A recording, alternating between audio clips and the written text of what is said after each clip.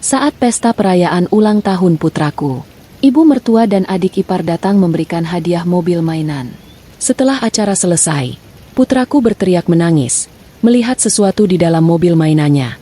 Saat aku mencoba mendekat dan melihatnya, aku langsung syok dan melempar mobil mainan itu, lalu melakukan sesuatu tanpa sepengetahuan siapapun. 2 hari kemudian, polisi mulai mendatangi rumah ibu mertua dan adik iparku. Karena selama ini ibu mertua dan adik iparku, ternyata. Sebelum ceritanya dimulai, silahkan tulis di kolom komentar dari daerah mana saja teman-teman yang menonton cerita ini. Jangan lupa like dan subscribe agar channel ini bisa semakin berkembang dan bisa mempersembahkan cerita yang lebih menarik lagi. Suasana sore itu terasa hangat di kediaman Anita.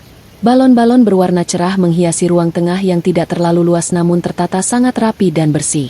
Aroma kue bolu panggang dan sirup melon menguar di udara, bercampur dengan gelak tawa anak-anak yang berlarian ke sana kemari. Hari itu adalah hari yang istimewa karena putra sematawayang Anita yang bernama Abim merayakan ulang tahunnya yang ke-7. Anita tersenyum melihat putranya meniup lilin di atas kue tart sederhana buatan tangannya sendiri. Wajah Abim begitu berseri, sebuah pemandangan yang jarang terlihat sejak kepergian ayahnya, Mas Bayu, 2 tahun yang lalu. Anita merasa hatinya sedikit lega melihat kebahagiaan itu, seolah beban berat sebagai orang tua tunggal sedikit terangkat hari ini. Namun, ketenangan itu sedikit terusik ketika sebuah mobil sedan hitam mengilap berhenti tepat di depan pagar rumah. Suara mesinnya yang halus namun bertenaga menarik perhatian beberapa tamu tetangga yang hadir. Dari dalam mobil, keluarlah 2 sosok wanita yang sangat dikenali Anita. Itu adalah Ibu Sukma, ibu mertuanya, dan Ranti, adik ipar perempuannya. Ibu Sukma mengenakan pakaian gamis berbahan sutra yang terlihat sangat mahal, senada dengan Ranti yang mengenakan setelan bermerek dari ujung kepala hingga ujung kaki. Penampilan mereka sangat kontras dengan kesederhanaan tamu-tamu lain di pesta itu. Anita menarik napas panjang, berusaha menata hatinya. Hubungannya dengan keluarga mendiang suaminya memang tidak pernah benar-benar baik sejak dulu, terutama setelah Mas Bayu meninggal dunia dalam kecelakaan yang tragis.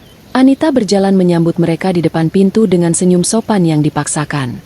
Ibu Sukma menatap sekeliling rumah dengan tatapan yang sulit diartikan, seolah sedang menilai setiap sudut ruangan yang menurutnya mungkin kurang layak. Ranti, di sisi lain, langsung mengibaskan tangannya di depan wajah, mengeluh tentang udara yang menurutnya terlalu gerah meskipun kipas angin sudah menyala maksimal. Tanpa basa-basi yang tulus, Ranti memberikan isyarat kepada sopir mereka untuk menurunkan sebuah kotak kardus yang sangat besar dari bagasi mobil. Kotak itu dibungkus kertas kado mengilap dengan pita emas yang mencolok. Ibu Sukma mendekati Abim yang sedang memegang piring kue. Wanita parubaya itu mengusap kepala cucunya. Namun Anita bisa merasakan tidak ada kehangatan dalam sentuhan itu. Itu hanyalah gestur formalitas di depan para tetangga. Ibu Sukma berkata dengan suara yang cukup keras agar terdengar oleh tamu lain bahwa ia dan Ranti membawakan hadiah spesial yang tidak mungkin bisa dibeli oleh ibunya Abim. Kalimat itu meluncur tajam, menusuk perasaan Anita. Namun Anita memilih diam demi menjaga perasaan anaknya. Ranti menimpali dengan nada bangga bahwa mainan di dalam kotak itu adalah model terbaru yang dipesan khusus dari luar negeri. Abim yang polos tentu saja merasa senang dan penasaran. Matanya berbinar menatap kotak raksasa itu.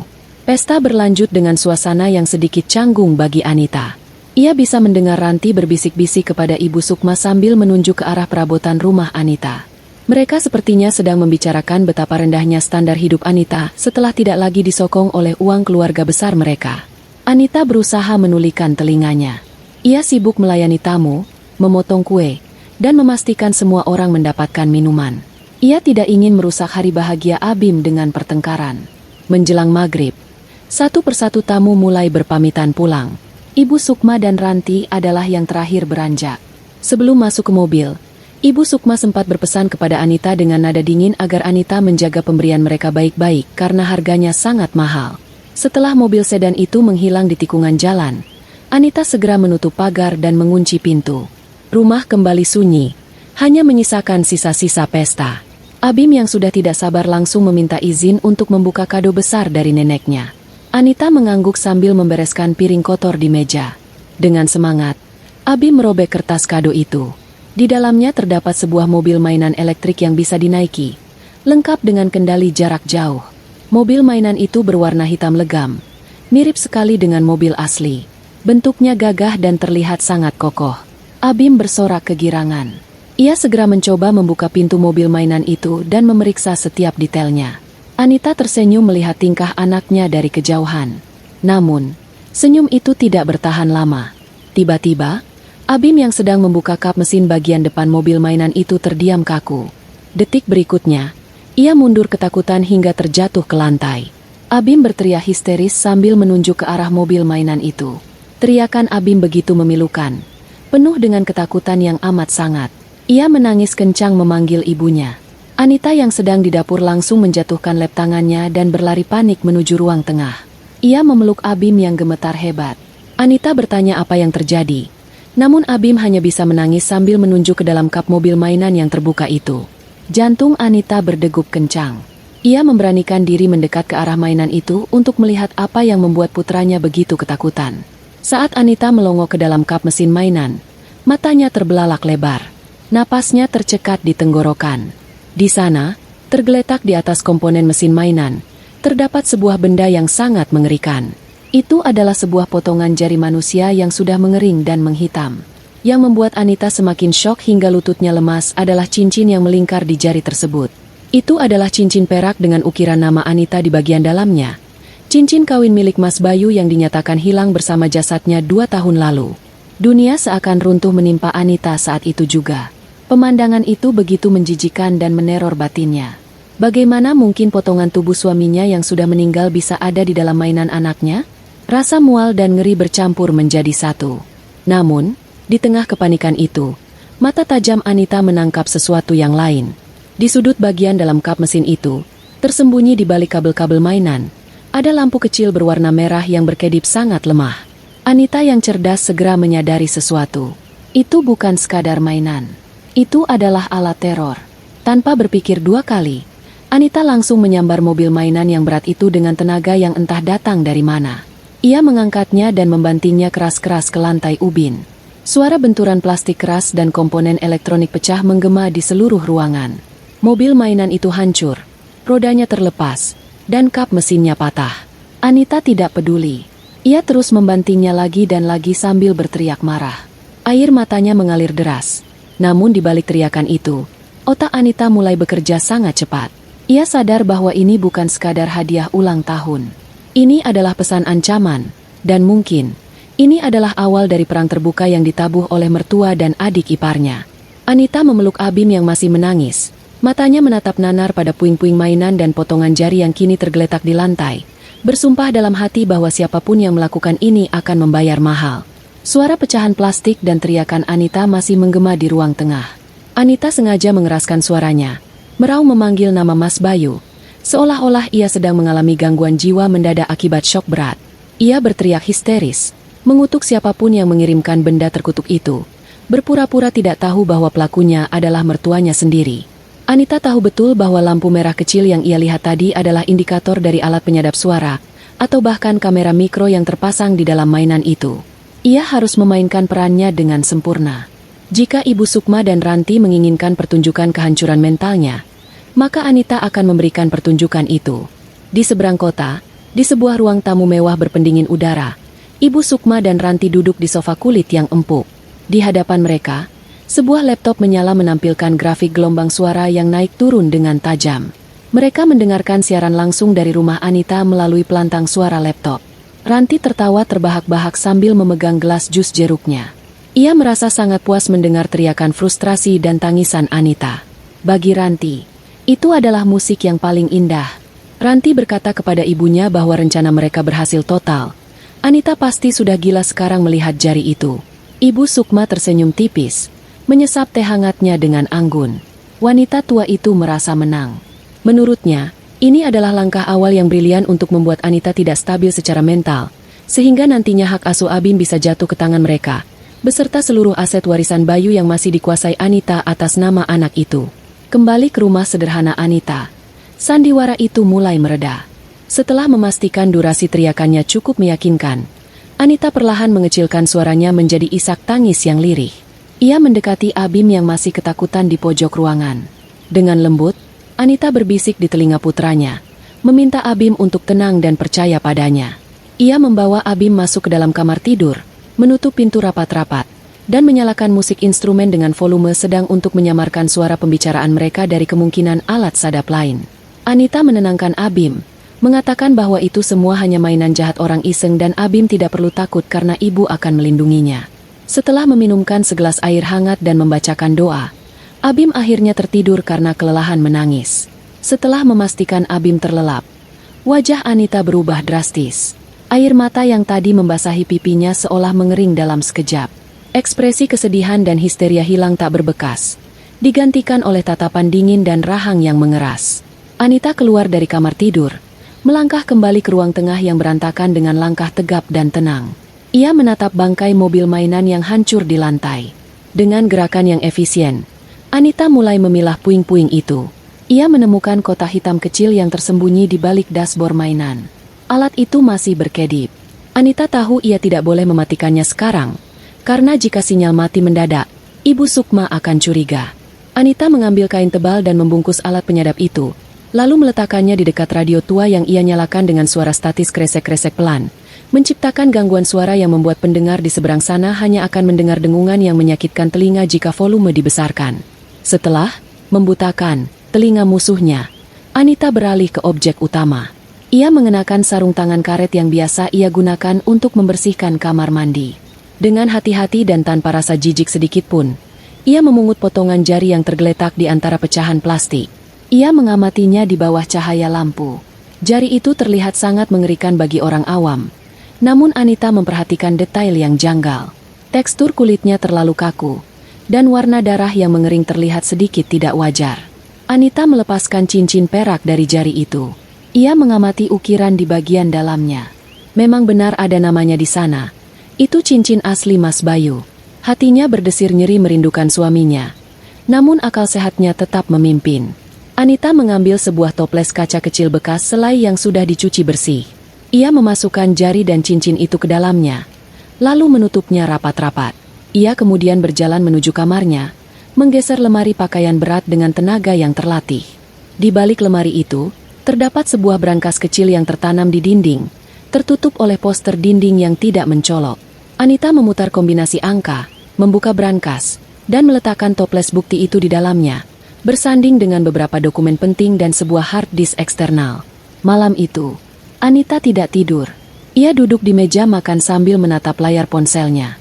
Ia membuka aplikasi yang terhubung dengan kamera CCTV tersembunyi yang ia pasang di rumah mertuanya seminggu yang lalu. Anita melihat Ibu Sukma dan Ranti sedang tertawa-tawa merayakan kemenangan mereka. Anita bukanlah wanita lemah yang bisa diinjak-injak begitu saja. 2 tahun lalu, ia hanyalah seorang istri yang berduka. Namun kematian suaminya yang penuh kejanggalan memaksanya berubah. Ia diam-diam belajar banyak hal, mulai dari teknologi pengawasan hingga hukum pidana.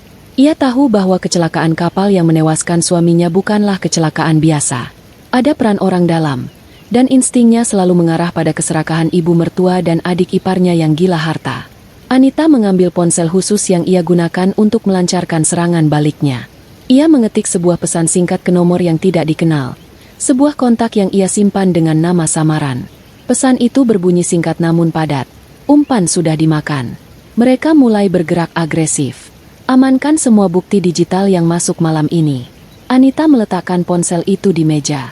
Ia menatap ke arah foto pernikahan dirinya dan Mas Bayu yang terpajang di dinding. Dalam hati ia berjanji, kali ini ia tidak akan bertahan. Ia akan menyerang balik. Mainan itu adalah deklarasi perang, dan Anita siap meladeninya. Ia akan menggunakan kesombongan dan kecerobohan mereka sebagai senjata utama untuk menghancurkan mereka. Anita tersenyum dingin, sebuah senyum yang tidak pernah dilihat oleh siapapun. Senyum seorang pemburu yang baru saja melihat mangsanya masuk ke dalam perangkap. Ketegangan malam itu belum berakhir. Anita kembali ke ruang tengah, mengambil sisa-sisa bangkai mobil mainan itu.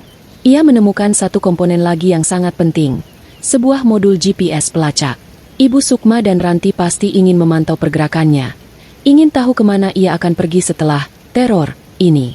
Anita memutar otak dengan cepat. Jika mereka ingin bermain kejar-kejaran, maka ia akan mengajak mereka berlari ke tempat yang paling mereka benci. Anita mengantongi GPS tersebut, menyusun rencana untuk memindahkannya besok pagi. Rencana yang akan membuat Ibu Sukma dan Ranti panik setengah mati.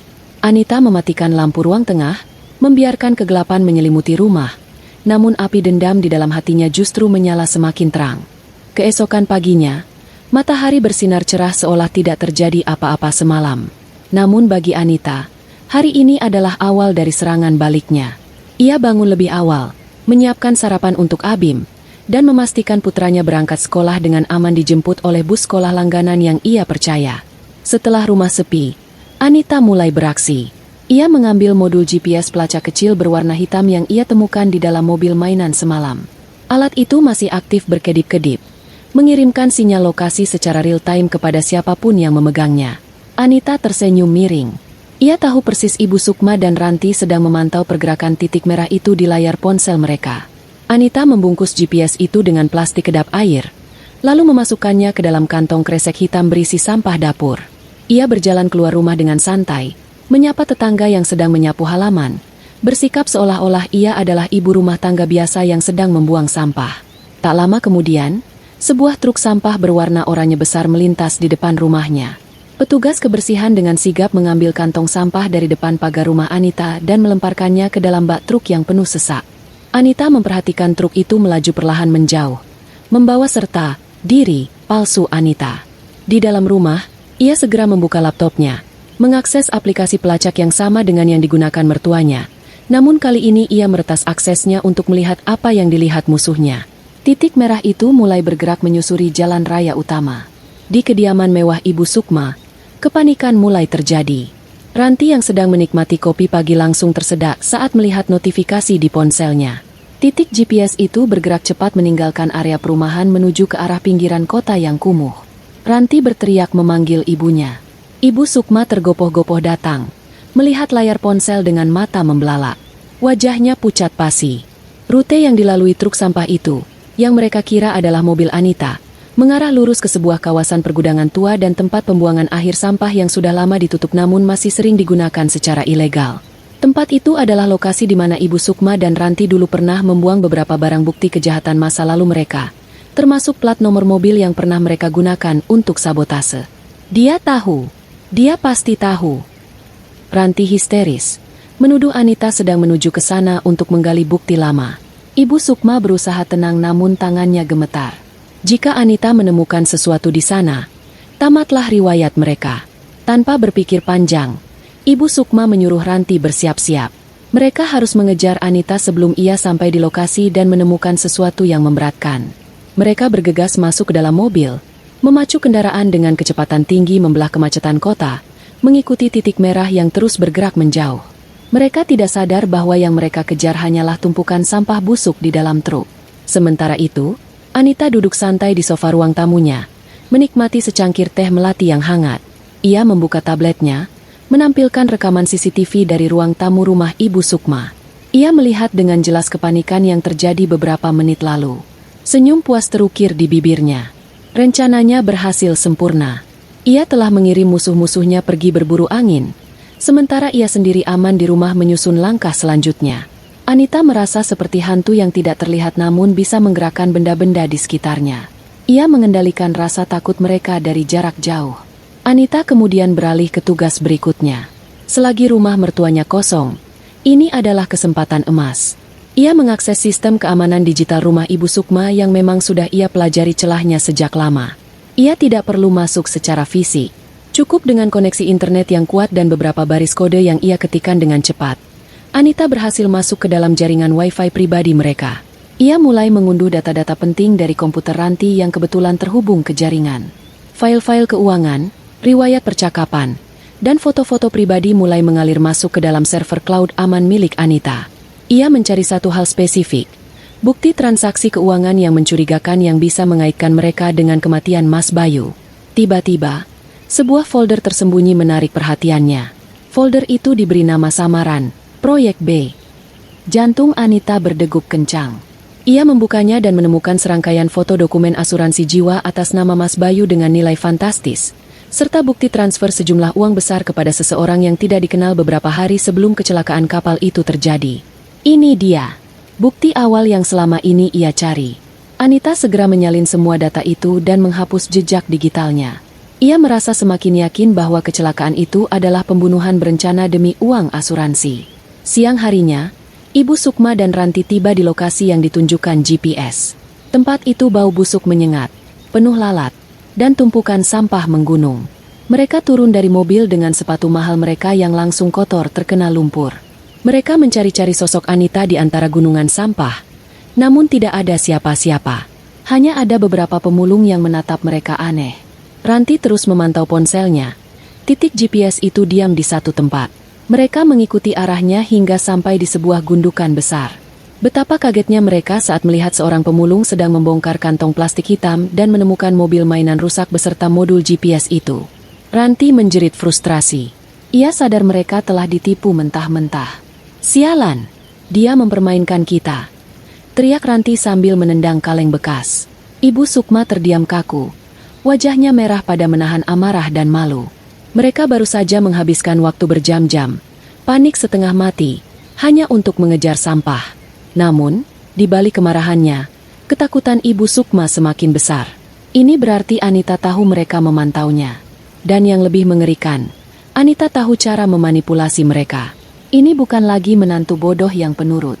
Ini adalah lawan yang seimbang. Perjalanan pulang dari tempat pembuangan sampah terasa sangat panjang dan menyiksa bagi Ibu Sukma dan Ranti. Mobil mewah mereka kini berbau sampah yang menempel di pakaian dan sepatu. Suasana di dalam mobil hening mencekam.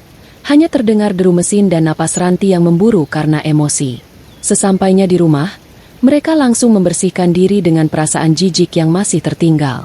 Namun, teror yang sebenarnya baru saja akan dimulai.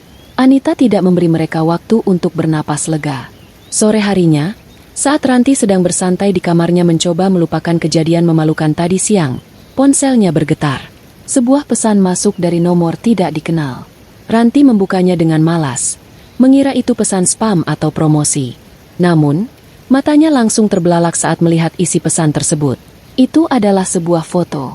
Foto dirinya sedang berada di sebuah klub malam remang-remang, melakukan transaksi mencurigakan dengan seorang pria bertato. Di tangan Ranti terlihat jelas bungkusan kecil berisi bubuk putih, obat terlarang yang selama ini ia konsumsi diam-diam untuk menekan stres dan gaya hidup hedonisnya. Di bawah foto itu, tertulis kalimat singkat, "Aku melihatmu. Ibu Sukma juga akan melihat ini jika kamu tidak hati-hati." Tangan Ranti gemetar hebat. Ponselnya hampir terlepas dari genggaman. Jantungnya berpacu kencang. Siapa yang mengirim ini? Hanya sedikit orang yang tahu tentang kebiasaan buruknya itu.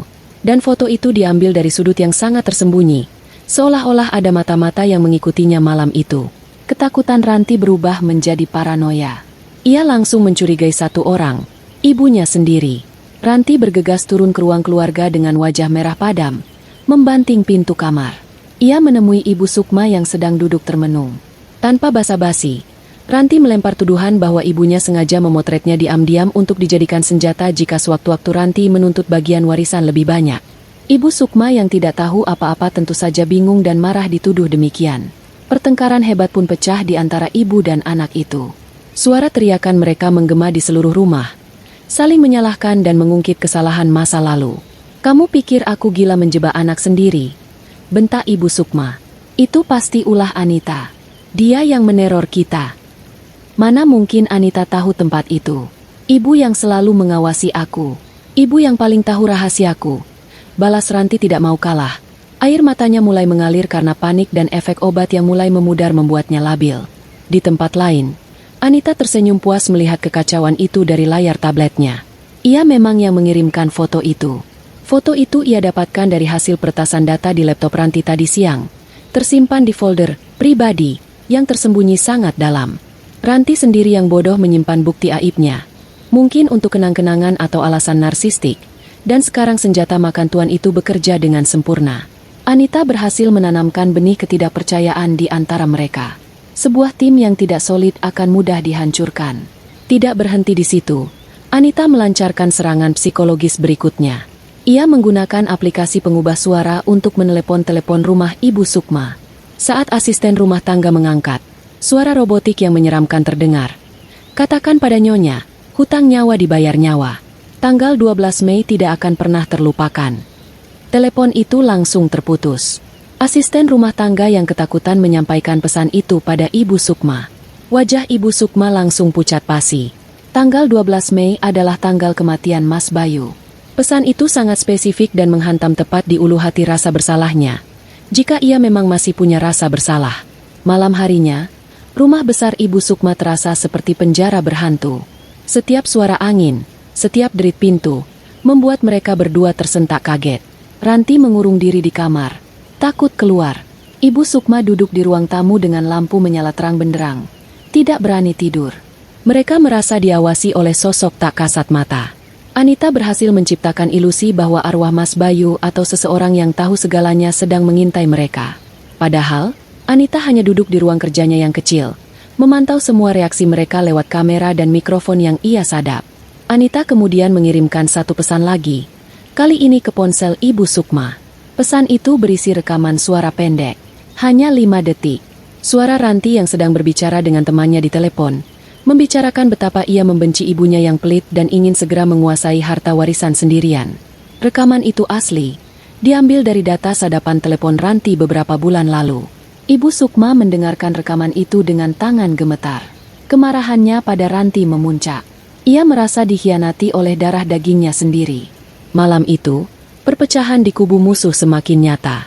Ibu Sukma mulai mencurigai Ranti bersekongkol dengan orang lain untuk menjatuhkannya. Ranti mencurigai ibunya ingin membuangnya. Mereka saling kunci pintu kamar masing-masing. Tidak ada lagi rasa saling percaya. Anita, sang dalang di balik semua ini, menutup laptopnya dengan tenang. Ia beranjak ke kamar Abim, mencium kening putranya yang sedang tidur lelap. Tidur yang nyenyak. Nak, ibu sedang membersihkan jalan untuk masa depanmu. Bisiknya pelan.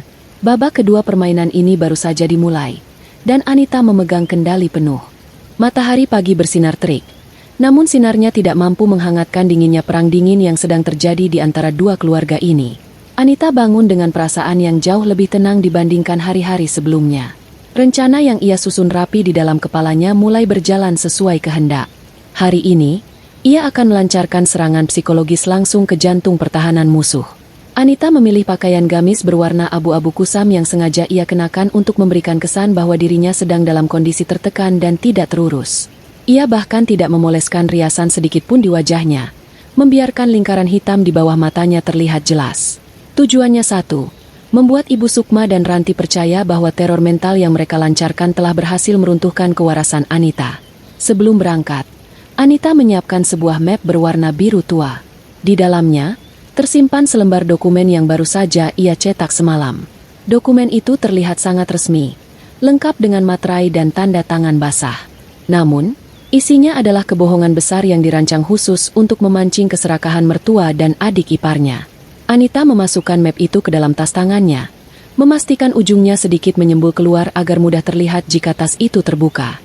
Ia juga membawa rantang berisi kue bolu kukus buatan sendiri sebagai alasan kedatangannya. Kue itu adalah simbol permintaan maaf palsu, sebuah kuda Troya, untuk bisa masuk ke dalam benteng musuh tanpa dicurigai. Perjalanan menuju rumah Ibu Sukma terasa singkat. Jantung Anita berdegup stabil, tidak ada rasa takut sedikit pun. Ia memarkir motor metiknya di depan gerbang besi rumah mertuanya yang menjulang tinggi. Satpam rumah yang sudah mengenalnya membukakan pintu dengan tatapan iba. Mungkin karena melihat penampilan Anita yang terlihat menyedihkan. Anita melangkah masuk ke halaman luas itu, menarik napas panjang, lalu memasang topeng wajah sedih dan putus asa. Ia menekan bel pintu utama. Tak lama kemudian, pintu terbuka. Ranti berdiri di sana dengan wajah masam, mengenakan pakaian rumah yang santai namun tetap terlihat mahal. Ranti menatap Anita dari ujung kepala hingga ujung kaki dengan tatapan meremehkan. Tanpa menyapa, Ranti berteriak memanggil ibunya, mengatakan bahwa tamu tidak diundang sudah datang.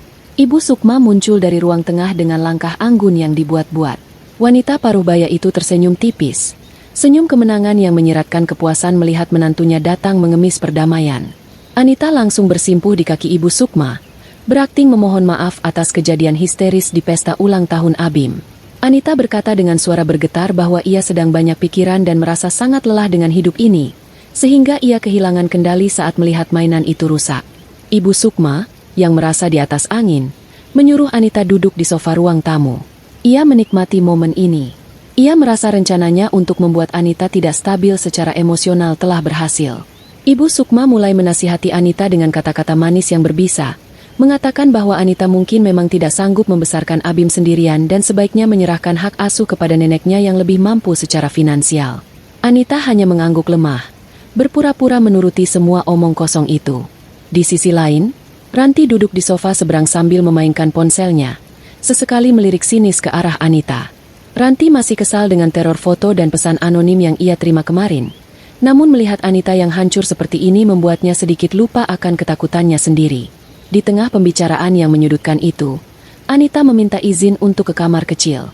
Ia beralasan perutnya sakit karena stres. Ibu Sukma mengizinkan dengan kibasan tangan malas. Anita berjalan menuju toilet tamu yang letaknya melewati kamar Ranti. Pintu kamar Ranti sedikit terbuka. Ini adalah kesempatan yang ditunggu-tunggu Anita.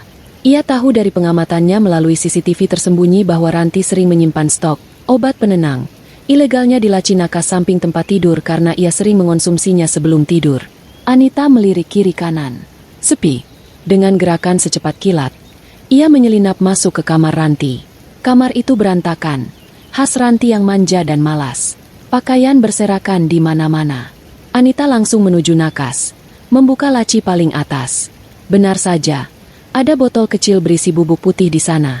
Anita mengeluarkan botol serupa dari saku gamisnya yang sudah ia isi dengan gula halus dan tepung maizena. Ia menukar isinya dengan sangat cepat, lalu mengembalikan botol itu ke tempat semula. Jantungnya berpacu sedikit lebih cepat, namun tangannya tetap stabil. Ia keluar dari kamar Ranti tanpa suara, lalu masuk ke toilet, menyiram air, dan keluar seolah tidak terjadi apa-apa. Saat kembali ke ruang tamu, Anita sengaja menyenggol tas tangannya yang ia letakkan di meja hingga terjatuh. Isi tas itu berhamburan keluar. Dompet, kunci motor, tisu, dan map biru tua itu. Map itu terbuka, memperlihatkan judul dokumen yang tebal dan jelas. Surat wasiat dan peralihan aset.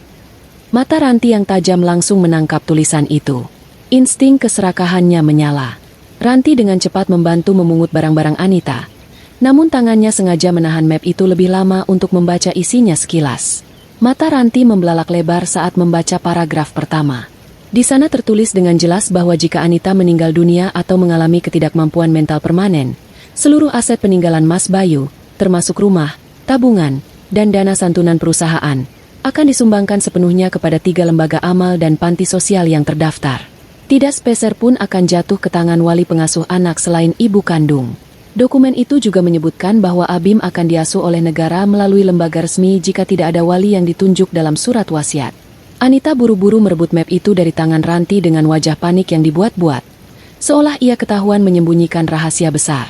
Ia berkata terbata-bata bahwa itu hanya dokumen jaga-jaga, karena ia merasa umurnya tidak panjang.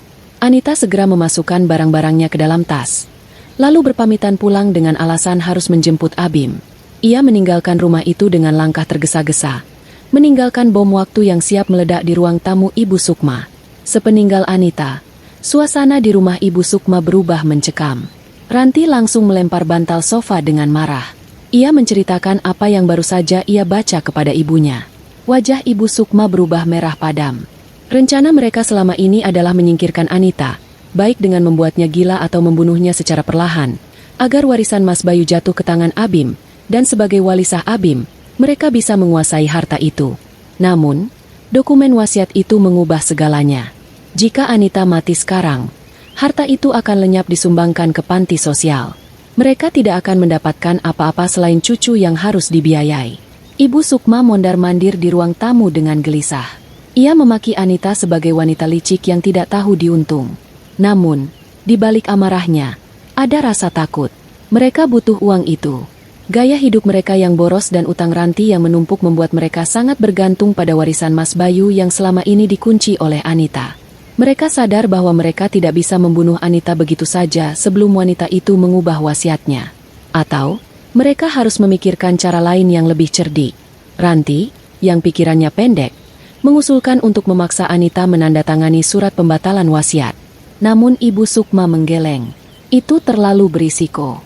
Diskusi mereka buntu. Ketegangan semakin meningkat. Ranti yang frustrasi mulai menyalahkan ibunya lagi karena terlalu lama bertindak. Ibu Sukma berteriak menyuruh Ranti diam. Mereka berdua terjebak dalam permainan yang mereka pikir mereka kuasai. Padahal lawan mereka sedang memegang kendali penuh. Tanpa mereka sadari, setiap kata, Setiap rencana jahat dan setiap kepanikan mereka terekam jelas oleh alat penyadap yang Anita tempelkan di bawah meja ruang tamu saat ia menjatuhkan tasnya tadi. Di rumahnya yang tenang, Anita mendengarkan percakapan mereka melalui earphone sambil tersenyum dingin. Ia baru saja mengunci langkah mereka. Sekarang, mereka tidak akan berani menyentuhnya secara fisik secara gegabah.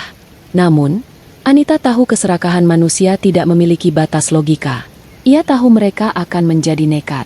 Dan ketika musuh menjadi nekat dan ceroboh, saat itulah mereka akan membuat kesalahan fatal. Anita menutup laptopnya, menatap foto Mas Bayu di dinding.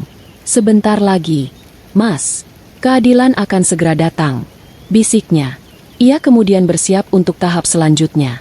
Ia tahu Ibu Sukma tidak akan tinggal diam. Undangan makan malam pasti akan segera datang. Prediksi Anita terbukti sangat akurat, bahkan lebih cepat dari yang ia perkirakan. Sore harinya, sebuah pesan singkat masuk ke ponselnya. Ibu Sukma mengundangnya untuk makan malam di rumah besar itu besok malam. Alasan dalam pesan itu terdengar sangat manis. Ingin mempererat tali silaturahmi dan membicarakan masa depan Abim dengan kepala dingin. Namun, bagi Anita, pesan itu terbaca seperti undangan menuju liang lahat. Ia tahu betul watak mertuanya. Jika jalan halus gagal, dan ancaman gagal, mereka akan menggunakan jalan pintas. Dan bagi Ibu Sukma, jalan pintas selalu berarti menyingkirkan penghalang secara permanen. Malam sebelum makan malam itu, Anita tidak bisa tidur nyenyak. Bukan karena takut, tapi karena adrenalin yang memuncak. Ia memeriksa kembali semua peralatannya. Sebuah kamera kancing baju beresolusi tinggi sudah ia pasang di kemeja yang akan ia pakai. Alat perekam suara cadangan ia selipkan di dalam liontin kalung. Ia juga menyiapkan ponsel khususnya agar terus terhubung dengan server cloud penyimpanan data. Semua harus berjalan sempurna.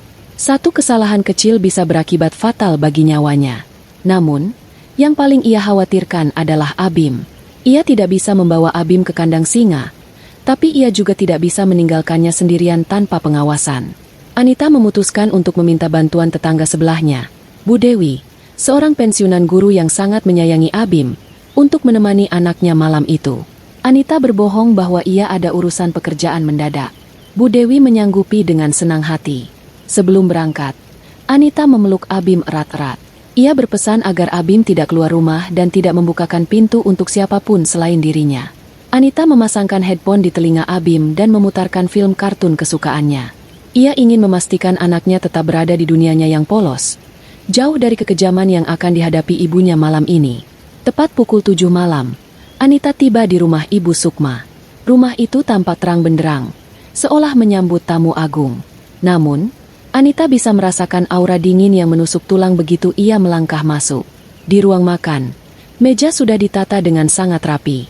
Piring-piring porselen mahal berkilau tertimpa cahaya lampu gantung kristal. Berbagai hidangan lezat tersaji di sana. Ayam bakar, rendang daging, dan sup buntut yang aromanya menggugah selera. Di tengah meja, terdapat sebuah teko keramik cantik dan 3 buah cangkir teh. Ibu Sukma menyambut Anita dengan senyum lebar yang tidak mencapai matanya. Ranti berdiri di sampingnya. Tampak gelisah namun berusaha terlihat ramah. Penampilan Ranti sedikit berantakan. Matanya merah. Mungkin efek kurang tidur atau stres. Anita membalas sapaan mereka dengan sopan. Duduk di kursi yang sudah disiapkan. Kursi itu menghadap langsung ke arah dapur. Posisi yang strategis bagi Anita untuk mengawasi gerak-gerik mereka. Makan malam dimulai dengan basa-basi yang kaku. Ibu Sukma menanyakan kabar Abim dan sekolahnya. Berpura-pura peduli. Anita menjawab seadanya. Tetap waspada. Ia memperhatikan Ranti yang tidak banyak bicara.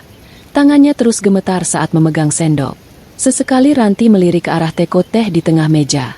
Tatapan itu memberitahu Anita segalanya. Target mereka ada di dalam teko itu. Atau mungkin di cangkir yang dikhususkan untuknya. Setelah hidangan utama selesai disantap, Ibu Sukma dengan antusias menawarkan teh herbal spesial yang katanya bagus untuk menenangkan saraf. Ini teh impor, Anita.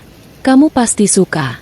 Bisa membuat tidurmu nyenyak malam ini, ujar Ibu Sukma dengan nada yang penuh arti ganda.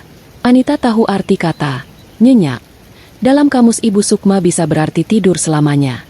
Ibu Sukma menuangkan teh itu ke cangkir Anita hingga penuh. Uap panas mengepul, membawa aroma melati yang kuat. Anita menatap cangkir itu. Ia tahu Ranti pasti sudah mencampurkan obat tidur dosis tinggi ke dalam teko atau cangkir itu sebelum makan malam dimulai. Ranti, yang bertugas menyiapkan minuman, pasti mengambil bubuk dari botol di lacinya. Botol yang isinya sudah ditukar Anita kemarin dengan campuran gula halus dan tepung. Jadi, secara teknis, minuman ini aman. Namun, Anita harus berakting seolah ia tidak tahu apa-apa. Ia harus meminumnya untuk membuat mereka merasa menang, sehingga mereka lengah dan mulai berbicara jujur. Dengan tangan yang sengaja dibuat sedikit gemetar, Anita mengangkat cangkir itu. Ia melihat Ranti menahan napas. Matanya terpaku pada bibir cangkir. Ibu Sukma tersenyum lebar. Matanya berbinar penuh harap. Anita mendekatkan cangkir ke bibirnya, meniupnya pelan, lalu meneguk isinya perlahan. Rasanya manis dan hangat. Rasa teh biasa dengan sedikit jejak tepung yang tidak terlalu kentara karena aroma melati yang kuat. Anita menghabiskan setengah cangkir itu, lalu meletakkannya kembali di meja. Enak sekali, Bu. Terima kasih, kata Anita pelan. Ibu Sukma dan Ranti saling berpandangan. Senyum kemenangan terukir jelas di wajah mereka. Mereka kini tinggal menunggu waktu. Mereka berpikir dalam waktu 15 menit, Anita akan mulai mengantuk, lemas, dan akhirnya pingsan. Saat itulah mereka akan melancarkan rencana selanjutnya. Mungkin membuat skenario seolah Anita overdosis atau kecelakaan, lalu memaksa Anita, dalam kondisi setengah sadar, untuk menandatangani pembatalan wasiat atau dokumen penyerahan hak asuh. Menit demi menit berlalu. Percakapan di meja makan mulai mengarah ke topik yang lebih serius. Ibu Sukma mulai menyinggung soal aset Mas Bayu lagi. Ia berkata bahwa Anita sebaiknya tidak terlalu kaku soal uang, karena keluarga adalah segalanya. Anita mendengarkan sambil mengangguk-angguk, sesekali memijat pelipisnya, berpura-pura mulai merasa pusing. Melihat reaksi Anita, Ranti semakin bersemangat. Ia mulai berani berbicara kasar, menyindir bahwa Anita sebenarnya tidak pantas menjadi bagian dari keluarga mereka yang terhormat. Namun, yang terjadi selanjutnya di luar skenario Ibu Sukma. 30 menit berlalu. Anita masih duduk tegak. Matanya masih tajam. Tidak terlihat mengantuk sama sekali. Justru Ibu Sukma yang mulai merasa aneh. Perutnya terasa mulas melilit yang luar biasa sakit. Keringat dingin mulai bercucuran di dahinya. Ranti juga mulai memegangi perutnya. Wajahnya pucat. Rupanya, saat Anita berada di dapur sebentar untuk mencuci tangan sebelum makan, sebuah momen singkat yang luput dari perhatian mereka. Anita sempat memasukkan obat pencahar cair konsentrat tinggi ke dalam teko teh itu. Obat yang reaksinya sangat cepat dan menyakitkan. Anita menatap mereka dengan wajah datar yang menakutkan. "Kenapa, Bu? Ranti? Kok pucat? Tehnya tidak enak?" tanyanya dengan nada dingin yang menusuk. Ranti menatap Anita dengan horor. Kenapa kamu tidak pingsan?" tanyanya bodoh, keceplosan karena panik. Anita tersenyum miring. Sebuah senyum yang membuat bulu kuduk Ranti meremang. Anita perlahan merogoh tasnya, mengeluarkan sebuah benda yang sangat familiar bagi mereka. Itu adalah mobil mainan yang sudah diperbaiki, namun kali ini tanpa kap penutup, memperlihatkan rangkaian kabel dan speaker yang menyala. Anita meletakkannya di tengah meja makan, tepat di samping teko teh. "Aku tidak pingsan karena aku tahu apa yang kalian rencanakan. Sama seperti aku tahu apa yang kalian lakukan pada Mas Bayu 2 tahun lalu," ucap Anita tenang. Tangannya menekan tombol play pada remote kecil yang ia pegang.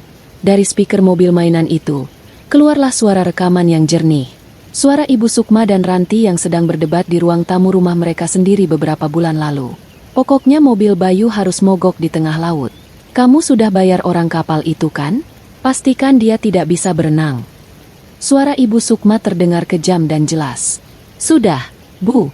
Orang itu minta bayaran tambahan kalau Bayu sampai mati. Kita pakai uang dari mana?" Suara Ranti menimpali dengan nada panik. Suara rekaman itu menggema di ruang makan yang sunyi. Wajah Ibu Sukma dan Ranti berubah seputih kertas. Rasa sakit di perut mereka terlupakan sejenak oleh rasa takut yang jauh lebih besar. Rahasia terkelam mereka, dosa yang mereka kubur di dasar laut, kini terhidang di atas meja makan bersama sisa tulang belulang hidangan pesta. Anita menatap mereka seperti seorang hakim yang siap menjatuhkan vonis mati. Malam ini, makan malam keluarga ini resmi berubah menjadi persidangan. Suara rekaman itu terus berputar dari pengeras suara kecil di dalam mobil mainan yang tergeletak di tengah meja makan. Suara itu bukan sekadar bising, melainkan gema dari masa lalu yang datang menuntut balas. Di dalam rekaman itu, Terdengar jelas tawa dingin Ibu Sukma dan Ranti saat mereka membicarakan rencana detail untuk mencelakai Mas Bayu 2 tahun silam. Mereka membahas tentang menyuap seorang teknisi kapal untuk melonggarkan katup mesin dan mematikan alat komunikasi darurat. Setiap kata yang keluar dari rekaman itu bagaikan paku yang dipalu satu persatu ke dalam peti mati kebohongan mereka. Ranti menatap mobil mainan itu dengan mata melotot. Seolah-olah benda mati itu adalah hantu kakaknya yang bangkit dari kubur untuk mencekiknya. Tangannya yang gemetar hebat menyenggol gelas air hingga tumpah, membasahi taplak meja yang mahal. Namun tak ada satupun dari mereka yang peduli pada kekacauan kecil itu. Ibu Sukma, yang biasanya selalu tampil tenang dan penuh wibawa, kini terlihat seperti orang yang baru saja melihat neraka. Wajahnya yang keriput tertutup lapisan bedak tebal kini retak oleh keringat dingin yang mengucur deras. Ia mencoba bangkit dari kursinya untuk merebut mobil mainan itu dan menghancurkannya. Namun kakinya terasa lemas bukan main. Efek obat pencahar dosis tinggi yang diam-diam dicampurkan Anita ke dalam teh mulai bekerja dengan ganas. Perutnya melilit hebat, seolah ada tangan tak kasat mata yang meremas ususnya. Rasa sakit fisik itu bercampur aduk dengan teror mental yang luar biasa, membuatnya terpaku di kursi dengan napas tersengal-sengal. Ia menatap Anita dengan tatapan tidak percaya, seolah menantunya itu telah berubah menjadi monster yang mengerikan.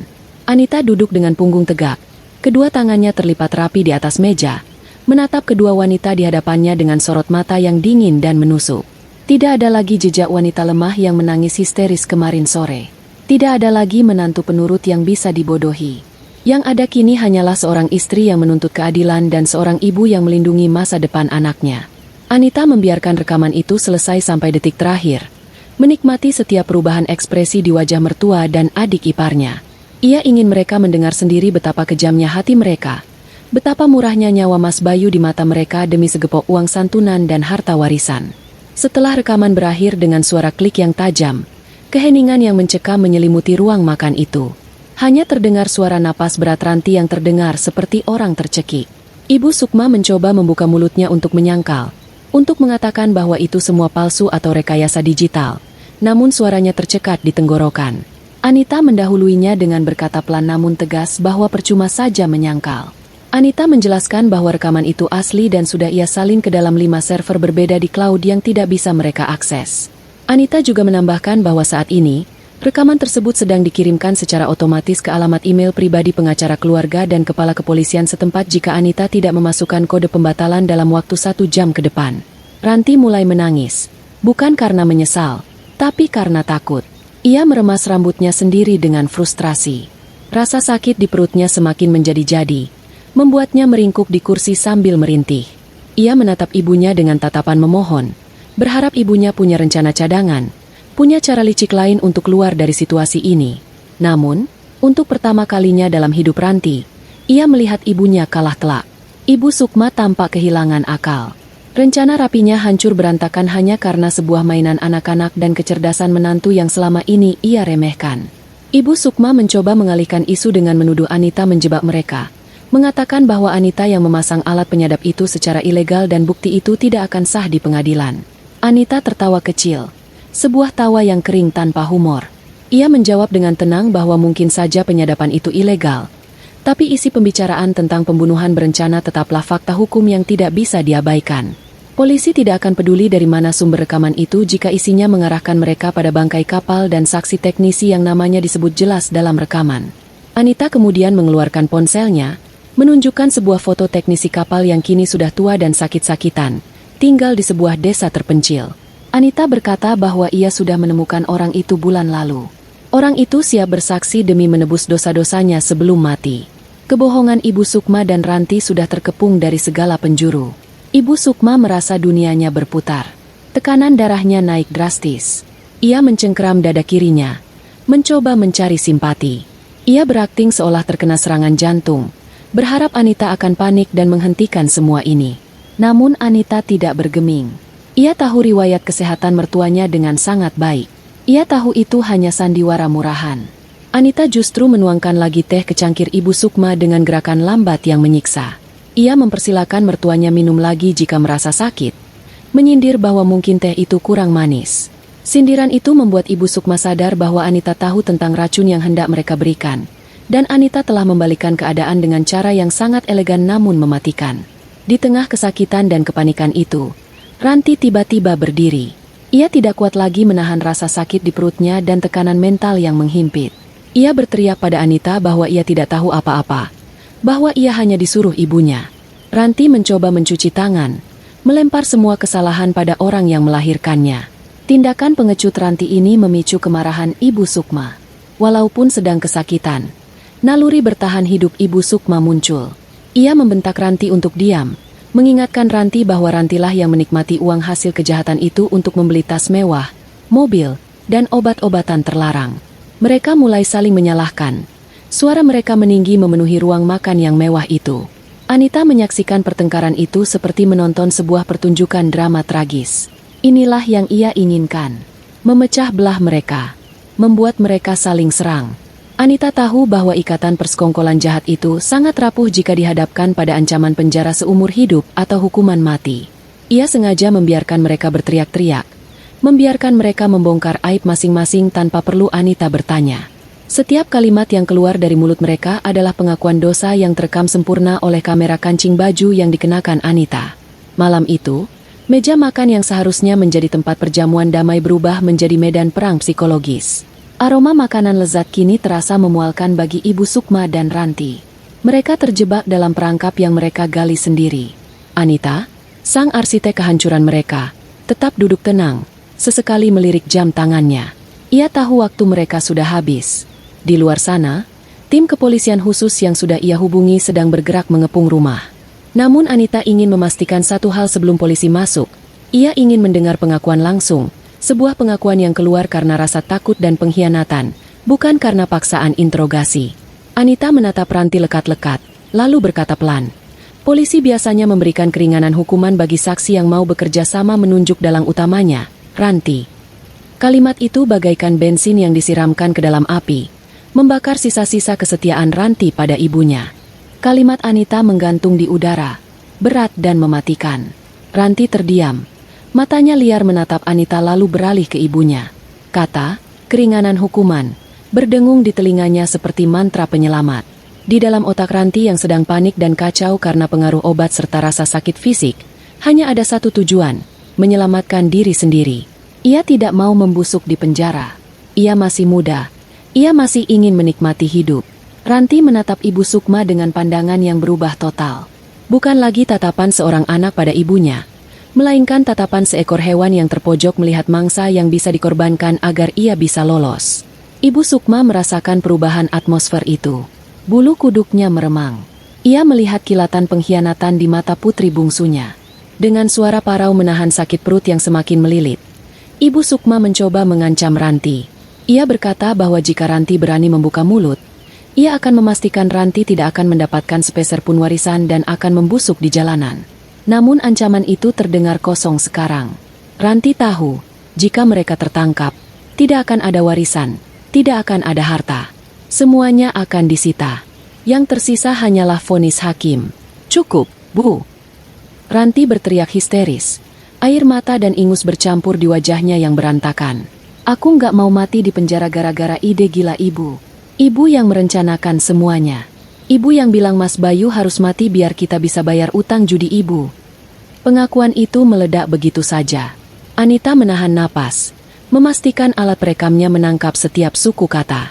Ternyata bukan hanya gaya hidup Ranti yang menjadi motif, tapi juga utang judi Ibu Sukma yang selama ini disembunyikan rapat-rapat. Fakta baru ini membuat kepingan puzzle di kepala Anita semakin lengkap. Pantas saja Ibu Sukma begitu ngotot menguasai harta Mas Bayu dengan cepat. Ia dikejar oleh rentenir kelas kakap. Mendengar rahasianya dibongkar oleh anaknya sendiri, Ibu Sukma murka. Ia lupa pada sakit perutnya, lupa pada citra anggunnya. Ia menyambar piring porselen di hadapannya dan melemparkannya ke arah Ranti. Piring itu pecah berkeping-keping menghantam dinding di belakang Ranti, menyisakan goresan luka kecil di pipi Ranti akibat serpihan beling. Ranti menjerit kesakitan dan ketakutan. Ia tidak tinggal diam. Ia menerjang ibunya, mendorong kursi hingga jatuh. Pergulatan fisik pun terjadi di antara mereka. Ibu dan anak itu saling jambak, saling cakar, dan saling memaki dengan kata-kata kasar yang tidak pantas diucapkan oleh siapapun, apalagi keluarga terpandang. Anita mundur perlahan, memberikan ruang bagi mereka untuk saling menghancurkan. Ia tidak melerai. Ia membiarkan karma bekerja dengan caranya yang brutal. Pemandangan itu sungguh menyedihkan sekaligus menjijikan. Dua wanita yang selama ini selalu tampil sombong dan merendahkan orang lain, kini berguling-guling di lantai ruang makan yang mewah, berkelahi seperti orang gila memperebutkan siapa yang paling tidak bersalah. Ranti terus berteriak, merinci satu persatu kejahatan ibunya. Soal pemalsuan tanda tangan Mas Bayu di polis asuransi, soal uang suap kepada polisi korup untuk menutup kasus kecelakaan, hingga soal rencana meracuni Anita malam ini. Dia yang suruh aku beli obat itu. Dia yang tukar obat darah tingginya dengan racun tikus buat kamu. Anita, sumpah, aku cuma disuruh. Ranti meraung-raung sambil menunjuk ibunya yang kini terengah-engah di lantai dengan jilbab berantakan. Ibu Sukma berusaha bangkit. Matanya merah menyala penuh dendam. Dasar anak tidak tahu diuntung. Siapa yang menikmati uangnya? Kamu juga pakai buat pesta narkoba tiap malam. Kamu yang nyetir mobil waktu kita buntutin Bayu ke pelabuhan. Kamu yang kasih kode ke orang itu. Ibu Sukma membalas serangan dengan membongkar peran aktif Ranti. Anita berdiri di sudut ruangan, merekam semuanya. Ia merasa muak. Namun ia harus kuat. Ini adalah bukti pamungkas. Dengan pengakuan saling tuduh ini, polisi tidak perlu lagi susah payah mencari bukti. Mereka sudah memberikan semuanya di atas piring perak.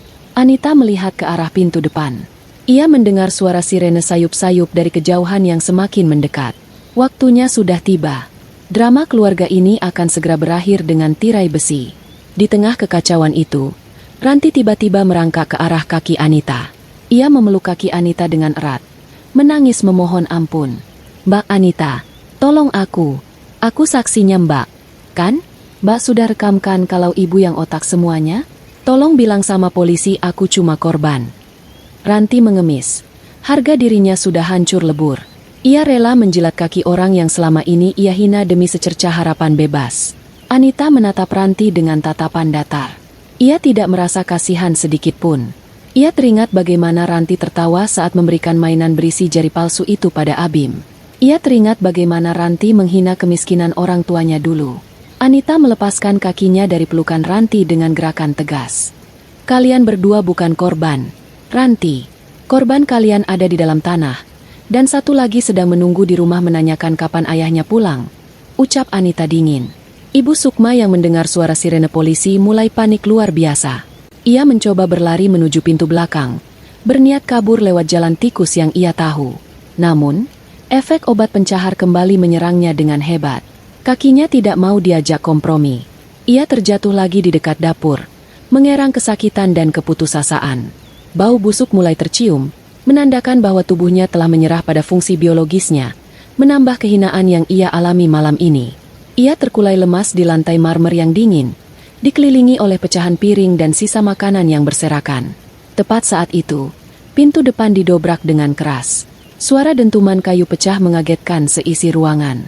Belasan polisi berseragam lengkap dan berpakaian preman menyerbu masuk dengan senjata teracung. Jangan bergerak, kepolisian! Teriakan tegas aparat memenuhi ruangan. Ranti langsung mengangkat tangan sambil gemetar hebat.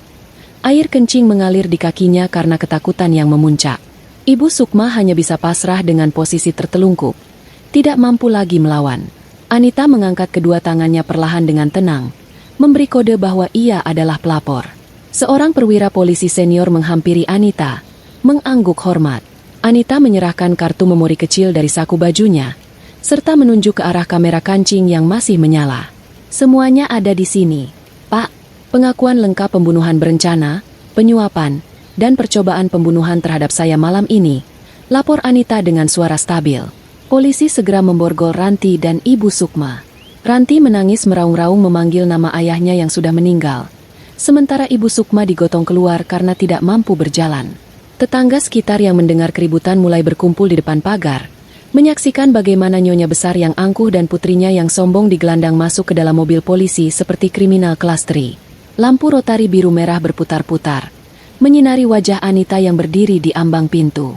Malam itu berakhir dengan kemenangan mutlak bagi Anita. Namun, saat melihat mobil polisi itu pergi, ia tidak merasa gembira berlebihan. Ia hanya merasa lelah. Sangat lelah. Beban rahasia dan dendam yang ia pikul selama ini akhirnya terangkat. Ia menatap langit malam yang gelap, membayangkan wajah Mas Bayu tersenyum padanya. Sudah selesai. "Mas, mereka tidak akan bisa menyakiti siapapun lagi," bisiknya pada angin malam. Anita kemudian melangkah menuju motornya. Ia ingin segera pulang. Ada Abim yang menunggunya, dan besok pagi, mereka akan memulai hidup yang benar-benar baru, tanpa bayang-bayang ketakutan dari keluarga ini lagi. Suara sirene mobil polisi yang meraung-raung di halaman depan rumah mewah itu memecah keheningan malam perumahan elit tersebut. Lampu rotari berwarna biru dan merah berputar-putar, memantulkan cahaya menyilaukan ke dinding-dinding rumah tetangga yang mulai keluar berkerumun karena penasaran. Di dalam ruang makan yang kini porak-poranda, drama penangkapan sedang berlangsung dengan intensitas tinggi. Lusinan personel kepolisian berseragam lengkap dengan rompi anti peluru dan senjata laras panjang telah mengamankan seluruh penjuru rumah, memblokade setiap pintu keluar, memastikan tidak ada celah bagi tikus-tikus yang terperangkap untuk melarikan diri. Ibu Sukma masih tergeletak di lantai marmer yang dingin. Kondisinya sangat menyedihkan dan jauh dari citra wanita terhormat yang selama ini ia bangun dengan susah payah. Tubuhnya lemas tak berdaya akibat efek obat pencahar dosis tinggi yang dicampurkan Anita, ditambah dengan guncangan mental yang luar biasa saat melihat polisi menyerbu masuk. Bau tidak sedap menguar dari pakaiannya yang kotor, sisa dari ketidakmampuannya menahan fungsi tubuhnya sendiri. Seorang polisi wanita dengan wajah tegas membantunya berdiri, namun tidak ada kelembutan dalam gerakannya. Polisi itu membacakan hak-hak tersangka dengan suara lantang, menyatakan bahwa Ibu Sukma ditangkap atas tuduhan pembunuhan berencana terhadap saudara Bayu Prasetyo, percobaan pembunuhan terhadap saudari Anita, serta penyuapan pejabat publik. Di sudut lain ruangan, Ranti sedang berteriak-teriak histeris saat kedua tangannya ditarik paksa ke belakang punggung untuk diborgol. Suara klik dari logam dingin yang mengunci pergelangan tangannya membuat Ranti semakin meronta. Ia menangis meraung-raung. Riasannya luntur bercampur air mata dan ingus, menciptakan topeng mengerikan di wajahnya. Ranti terus mengoceh, menyalahkan ibunya, menyalahkan Anita, bahkan menyalahkan polisi yang ia anggap kasar. Ia berteriak bahwa ia masih muda dan tidak pantas diperlakukan seperti hewan.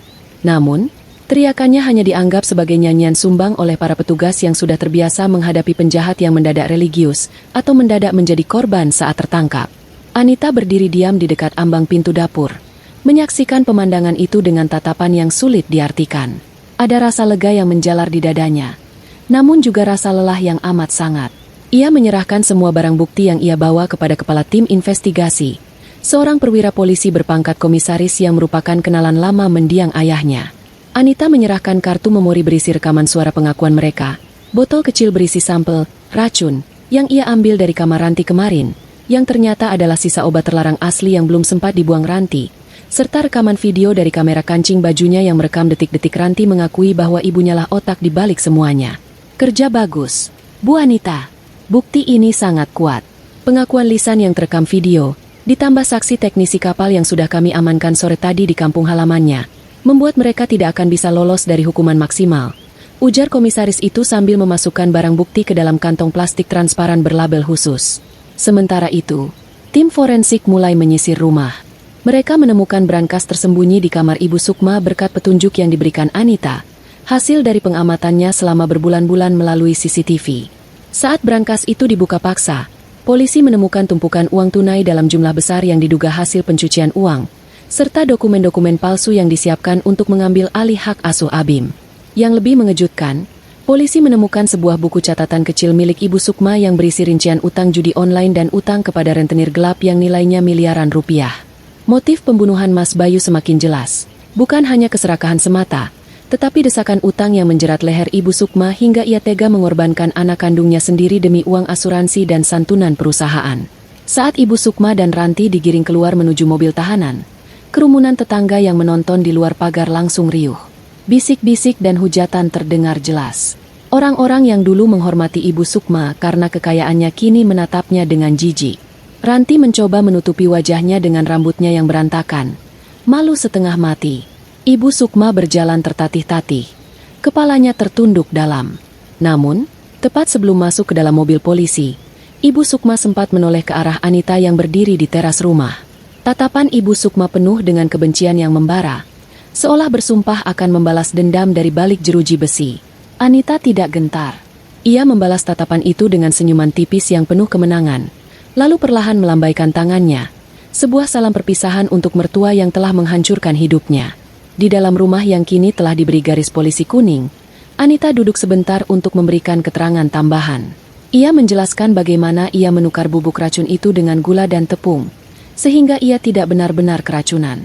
Polisi memuji kecerdikan Anita, namun juga memperingatkan bahwa tindakannya sangat berisiko. Anita hanya tersenyum getir. Bagi seorang ibu yang anaknya terancam, tidak ada risiko yang terlalu besar. Ia melakukan apa yang harus dilakukan untuk bertahan hidup di tengah sarang ular berbisa. Setelah proses olah tempat kejadian perkara, TKP, selesai, polisi membawa serta mobil mainan yang menjadi saksi bisu malam itu. Anita berjalan keluar dari rumah besar yang kini terasa seperti rumah hantu itu. Udara malam terasa lebih segar dari biasanya. Ia mengambil ponselnya, mengirim pesan singkat kepada Bu Dewi, tetangganya yang menjaga Abim. Semuanya sudah berakhir, Bu. Saya pulang sekarang. Anita menaiki sepeda motornya, meninggalkan hiruk-pikuk sirene dan lampu strobo di belakangnya. Ia tidak menoleh lagi. Baginya, rumah itu, dan orang-orang di dalamnya, sudah menjadi masa lalu yang terkubur bersama kejahatan mereka. Malam itu, Anita tidur memeluk Abim dengan sangat erat. Ia menangis tanpa suara, bukan karena sedih, tapi karena rasa syukur. Ia membayangkan wajah Mas Bayu, suaminya yang lembut dan penyayang. Keadilan sudah ditegakkan, Mas, bisiknya dalam hati. Kamu bisa istirahat dengan tenang sekarang. Aku dan Abim akan baik-baik saja.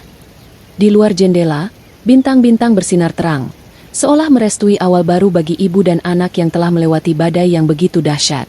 6 bulan telah berlalu sejak malam penangkapan yang menggemparkan itu. Kasus pembunuhan berencana yang dilakukan oleh seorang ibu dan adik kandung terhadap kakaknya sendiri demi harta warisan menjadi berita nasional yang viral selama berminggu-minggu. Wajah Ibu Sukma dan Ranti menghiasi halaman depan surat kabar dan layar televisi dengan tajuk utama yang menyudutkan. Keluarga maut, ibu bunuh anak demi bayar utang judi. Publik mengutuk keras tindakan mereka. Tekanan masyarakat yang begitu besar membuat proses hukum berjalan cepat dan transparan, tanpa ada celah bagi mereka untuk menyuap hakim atau jaksa. Hari pembacaan vonis tiba. Ruang sidang penuh sesak oleh wartawan dan pengunjung. Anita duduk di barisan paling depan, mengenakan pakaian serba putih yang bersih dan rapi, didampingi oleh pengacara keluarga. Di kursi pesakitan, Ibu Sukma dan Ranti duduk tertunduk lesu mengenakan rompi tahanan berwarna oranye. Wajah mereka terlihat jauh lebih tua dari usia sebenarnya. Ibu Sukma yang dulu selalu tampil glowing dengan perawatan mahal kini keriput dan kurus kering. Rambutnya memutih dan tatapannya kosong. Ranti pun setali 3 uang. Tubuhnya kurus karena stres dan putus zat adiktif secara paksa di dalam penjara. Tidak ada lagi sisa-sisa kesombongan di wajah mereka. Hakim ketua mengetukkan palunya dengan tegas, membacakan putusan yang sudah ditunggu-tunggu. Berdasarkan bukti-bukti yang tak terbantahkan, rekaman suara, video pengakuan, kesaksian teknisi kapal, dan jejak aliran dana, majelis hakim menjatuhkan vonis maksimal. Ibu Sukma divonis hukuman seumur hidup karena terbukti menjadi otak pembunuhan berencana dan penyuapan. Ranti divonis 20 tahun penjara karena turut serta membantu pembunuhan dan kepemilikan obat-obatan terlarang. Selain itu, hakim memutuskan bahwa seluruh aset mereka yang terbukti didapatkan dari hasil kejahatan dan pencucian uang disita oleh negara dan sebagian digunakan untuk membayar denda serta ganti rugi kepada ahli waris korban, yaitu Abim. Mendengar vonis itu, Ranti pingsan di tempat. Ibu Sukma hanya terdiam kaku. Air mata menetes perlahan tanpa ekspresi. Karma telah datang dengan cara yang paling menyakitkan. Mereka tidak hanya kehilangan kebebasan, tetapi juga kehilangan harta yang selama ini mereka doakan. Mereka jatuh miskin, hina, dan terbuang. Saat petugas menggiring mereka keluar ruang sidang, Ibu Sukma sempat melihat Anita. Kali ini tidak ada tatapan benci, hanya tatapan memohon yang menyedihkan, seolah meminta belas kasihan. Namun Anita sudah menutup hatinya. Ia memalingkan wajah, berjalan keluar ruang sidang dengan kepala tegak. Kehidupan di penjara bagi Ibu Sukma dan Ranti adalah neraka dunia yang sesungguhnya. Mereka ditempatkan di sel yang sama di blok wanita yang terkenal keras. Di sana, status sosial mereka tidak ada artinya. Mereka menjadi bulan-bulanan narapidana lain yang membenci kejahatan pembunuhan anak kandung. Setiap hari, sel mereka dipenuhi dengan pertengkaran. Ranti terus menyalahkan ibunya atas nasib buruk yang menimpanya, memaki ibunya sebagai pembawa sial. Ibu Sukma, yang stres berat, sering berhalusinasi melihat bayangan Mas Bayu di sudut sel. Mereka saling menyiksa satu sama lain dengan kata-kata, terjebak dalam lingkaran kebencian abadi di ruangan sempit yang bau dan pengap. tidur beralaskan tikar tipis, makan nasi cadong yang keras, dan hidup dalam ketakutan setiap saat adalah bayaran lunas untuk keserakahan mereka. 1 minggu setelah vonis, Anita membawa Abim mengunjungi makam Mas Bayu. Kompleks pemakaman itu tampak asri dan tenang, jauh dari hiruk-pikuk kota. Rumput hijau terpotong rapi, dan pohon Kamboja menaungi nisan marmer hitam bertuliskan nama Bayu Prasetyo. Anita meletakkan buket bunga lili putih kesukaan suaminya. Abim, yang kini sudah terlihat lebih ceria, mengusap nisan ayahnya sambil bercerita tentang nilai sekolahnya yang bagus. Di hadapan nisan itu, Anita akhirnya mengungkapkan satu rahasia terakhir yang ia simpan rapat-rapat, bahkan dari polisi. Ia berjongkok menyamakan tingginya dengan Abim, lalu mengeluarkan sebuah kotak kecil dari tasnya. Di dalamnya, terdapat sebuah cincin perak, cincin kawin asli Mas Bayu. Abim ingat mainan mobil-mobilan yang dulu bikin Abim kaget. Tanya Anita lembut. Abim mengangguk polos. Ingat, Bu, ada jari hantu bohongannya. Anita tersenyum dan mengusap kepala anaknya. Disinilah letak kemenangan Anita yang sesungguhnya. Sebenarnya, pada hari ulang tahun itu, Anita sudah mencegat kurir paket di depan gang sebelum sampai ke rumah. Ia tahu Ibu Sukma akan mengirimkan sesuatu yang jahat. Anita membuka paket itu di pos satpam tanpa sepengetahuan siapapun. Di dalamnya, ia memang melihat jari yang mengerikan itu. Namun, berkat koneksi Anita dengan seorang teman yang bekerja di laboratorium forensik, yang ia hubungi diam-diam setelah mengambil sampel darah dari jari itu saat itu juga, ia tahu bahwa itu bukan jari Mas Bayu. Itu adalah jari mayat tak dikenal yang dibeli dari pasar gelap. Ibu Sukma telah ditipu oleh orang suruhannya sendiri yang malas menggali makam dan hanya memberikan jari sembarangan. Mengetahui fakta itu, Anita tidak mau Abim melihat benda menjijikan tersebut. Ia membuang jari busuk itu ke saluran pembuangan limbah, lalu menggantinya dengan properti jari karet mainan yang ia beli di toko perlengkapan pesta hari itu juga. Ia kemudian melatih Abim. Nak, nanti kalau buka kado dari nenek, Abim harus teriak kencang ya. Pura-pura takut. Kita main drama biar nenek senang. Abim yang menganggap itu permainan, menurutinya dengan antusias. Jadi, teriakan Abim di bab 1 bukanlah teriakan trauma, melainkan akting brilian seorang anak yang bekerja sama dengan ibunya. Anita melindungi mental anaknya dengan sempurna, sambil tetap menggunakan momen itu untuk menjebak mertuanya. Cincin yang ia tunjukkan ke polisi adalah cincin asli yang memang ia simpan sejak lama. Mas Bayu tidak memakainya saat kecelakaan karena sedang diservis ukurannya. Namun Anita merekayasa cerita seolah-olah cincin itu ada di jari tersebut untuk memberatkan tuduhan terhadap Ibu Sukma. Ayah pasti bangga sama kita.